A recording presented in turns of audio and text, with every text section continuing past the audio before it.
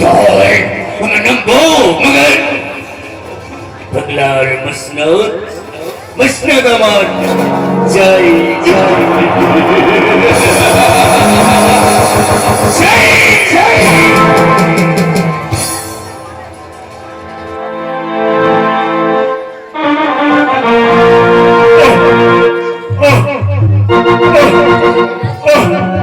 সহ্য করতে পারছি না, পথ চলতে পারছি না, চোখের কোণে অন্ধকার নেমে আসছে, পায়ের তলা থেকে মাটি সরে যাচ্ছে, আকাশটা মনে হয় আমার মাথায় ভেঙে পড়ে যাচ্ছে। ওগো দয়াল ঠাকুর, ওগো ভগবান, শক্তি দাও, শক্তি দাও, তুমি শক্তি।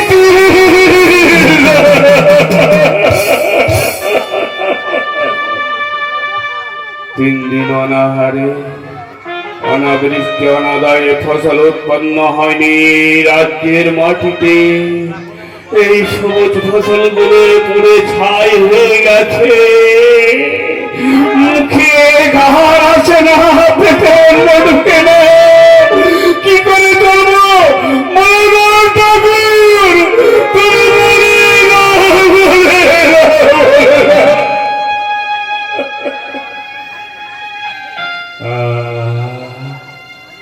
জ্বালা জ্বালা, এই দুঃখের জ্বালা যন্ত্রণা নিয়ে আমি আর কতদিন থাকবো, কতদিন চলবো?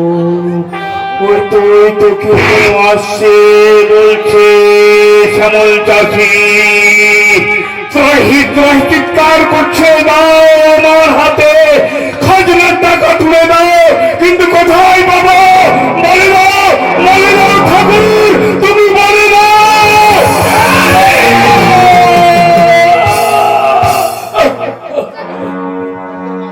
শ্যামল চাষি, দরিদ্র, এই শ্যামল, তোরা কি ভুলে গেছিস একমাত্র বাংলার নবাব আলম শাহের পর্বত 3 বছরের খাজনা যে তোদের বাকি রয়েছে, সেই সমস্ত বকেয়া খাজনা পরিশোধ করবি কবে? আলম, এই আলম নবাবের কথা তাই না?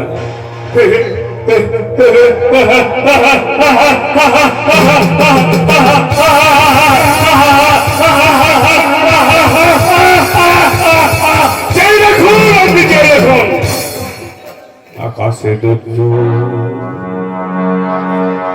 3 বছর অনাদায়ে ফসল উৎপন্ন করতে পারিনি, মাঠের সবুজ ফসলগুলো পুড়ে ছাই হয়ে গেছে, মাটিগুলো ফুটে চাই তীর হয়ে গেছে, আমার মুখটা ফেটে গেছে।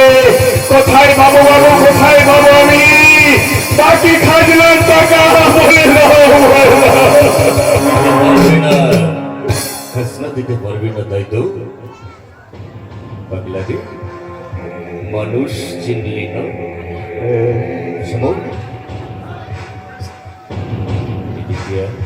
তোদের মতো প্রত্যেক প্রজারা যদি এমনি করে অজুহাত দেখাস, তাহলে আমাদের নবাবী সাইড চলবে কেমন করে? খাজনা তোকে দিতে হবে আজ, এই মুহূর্তে। ওগো বাবু, পায়ে ধরে বলছি আমি অতীত, তুমি ভুলে দাও, আমার জীবন সার্থক হতে কিছুক্ষণের জন্য আমায় সময় দাও, সময় দাও, সময় দাও।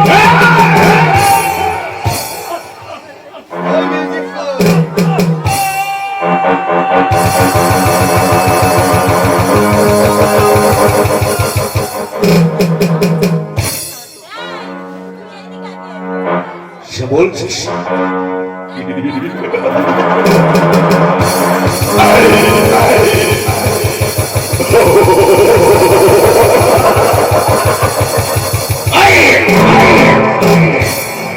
এই মুহূর্তে সমস্ত বকেয়া খাজনা খরচা হয়,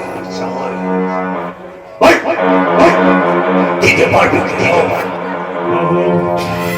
আমি পূর্বে যা বলেছি এখনো তা বলছি, আপনি কয়েকদিন সময় দিন, সময় পেলে আমি আপনার খাজনার টাকাটা পরিশোধ করে দেব।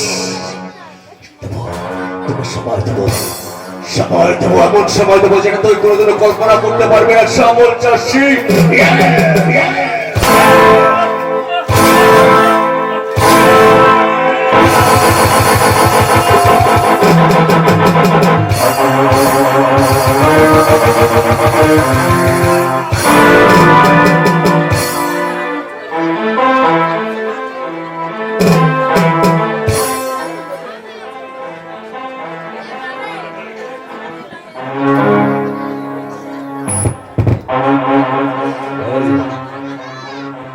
দিতে পারবি কিনা? বাবু, বাবু, কোথায় পাবো বাকি 3 বছরের খাজনার টাকা? আপনি আমাকে 7 দিনের সময় দিন। 7 দিন পরে আপনার খবর আমি খাজনার টাকা পৌঁছে দেব। আমি কথা দিচ্ছি।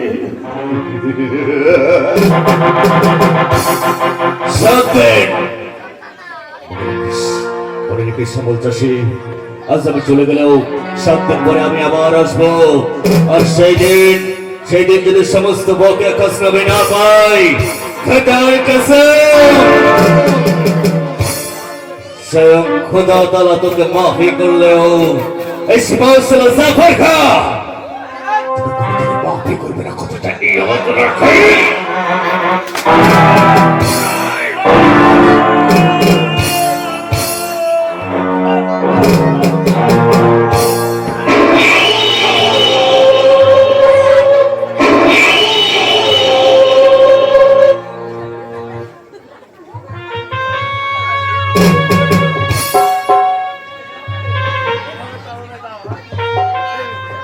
মানুষ, আরে মানুষ, পৃথিবীর বুকে লোক সমাজের মানুষ আমার প্রতি যে এত নির্যাতন করলো, চাবুকের পদাঘাত করলো, লাঠির পদাঘাত করলো, কেউ তো প্রতিবাদ করলো না।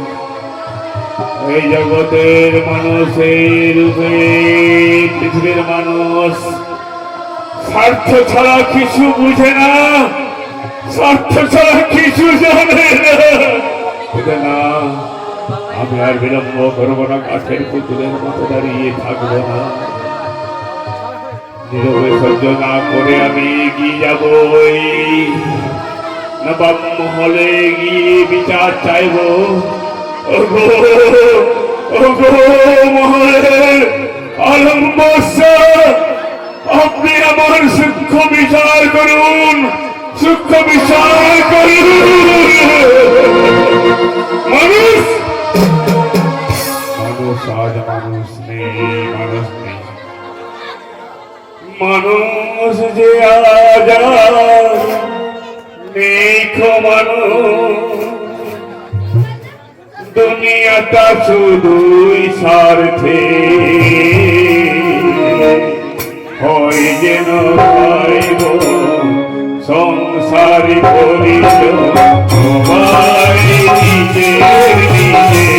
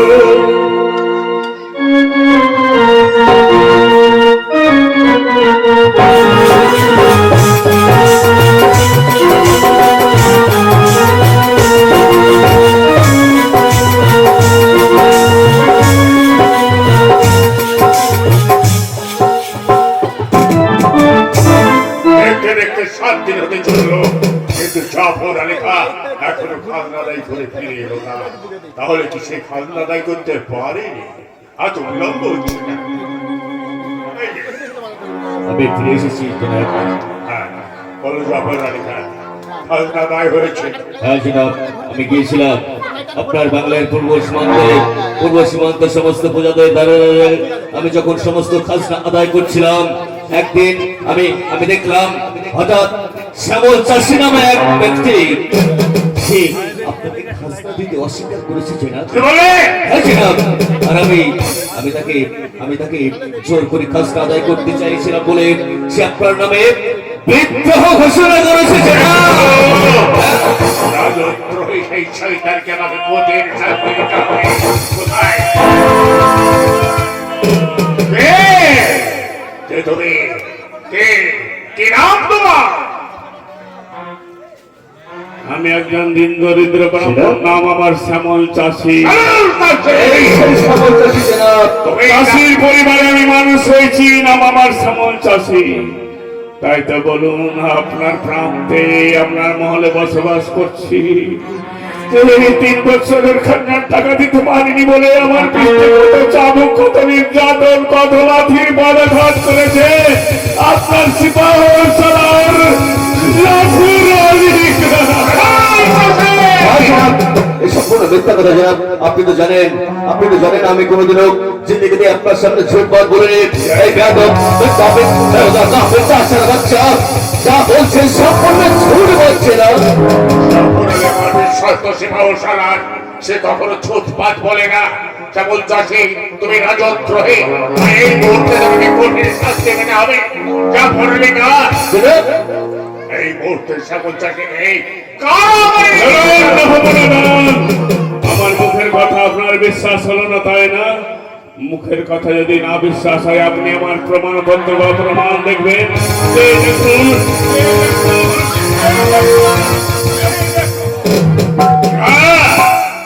ওটাই যে চাপড়া লেখা তোমার প্রতি চাবুক মেরেছে, তার কি প্রমাণ আছে?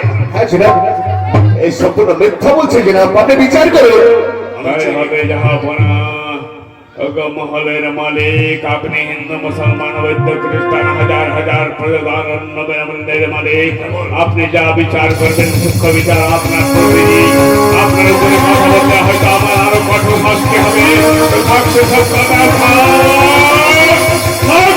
আমি আর প্রতিবাদ করবো না।